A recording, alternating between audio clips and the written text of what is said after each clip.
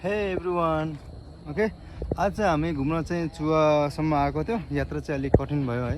यति टपसम्म पुग्यो हामी है। यो चाहिँ चिनीको यो मस्त थियो है। अनि अलि डरलाग्दोहरू छन्, धेरै खिया लागेको छ। अनि हाम्रो क्यामेराम्यान अनि डाइरेक्टर सर गोविन्द सर र रोहित साउद मामाजी अबको केही छिनपछि हामी चाहिँ अब फोटो र भिडियो सुट गरिसकेपछि घरतिर जाने तयारी छ है। मस्त लोकेसन छ, आउनु चाहनुहुन्छ भने चुवामा रहेको चिनी मलमा आउनु होला, केही इन्जोय गर्नु होला, थोडा सावधानपूर्वक है। Okay by everyone. Photo shoot गरेर सकिसक्यौँ है।